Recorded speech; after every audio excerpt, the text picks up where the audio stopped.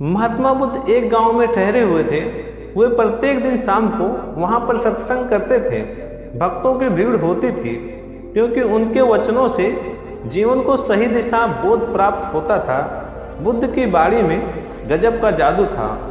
उनके शब्द श्रोता के दिल में उतर जाते थे। एक युवक प्रतिदिन बुद्ध का प्रवचन सुनता था। एक दिन जब प्रवचन समाप्त हो गए तो वह बुद्ध के पास गया और बोला, महाराज, मैं काफ़ी दिनों से आपके प्रवचन सुन रहा हूँ, किंतु यहाँ से जाने के बाद मैं अपने गृहस्थ जीवन में वैसा ही सदाचरण नहीं कर पाता जैसा यहाँ से सुनकर जाता हूँ। इससे सत्संग के महत्व पर शंका भी होने लगती है। बताइए मैं क्या करूँ? बुद्ध ने उस युवक को बांस की एक टोकरी देते हुए उसमें पानी भरकर लाने के लिए कहा। युवक टोकरी में जल भरने में असफल रहा। बुद्ध ने यह कार्य निरंतर जारी रखने के लिए कहा। युवक प्रतिदिन टोकरी में जल भरने का प्रयास करता किंतु सफल नहीं हो पाता।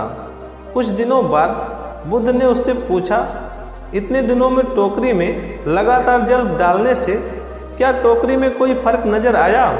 युवक बोला, एक फर्क जरूर नजर आया। पहले टोकरी के साथ मिट्टी जमा होती थी, अब वह साफ दिखाई देती है, कोई गंदगी नहीं दिखाई देती है और इसके छेद पहले जितने बड़े नहीं रहे, वे छोटे हो गए। तब बुद्ध ने उसे समझाया, यदि इसी तरह उसे पानी में निरंतर डालते रहोगे तो कुछ ही दिनों में ये छेद फूलकर बंद हो जाएंगे और टोकरी में पानी भर पाओगे। इसी प्रकार जो निरंतर सत्संग करते हैं उनका मन एक दिन अवश्य निर्मल हो जाता है।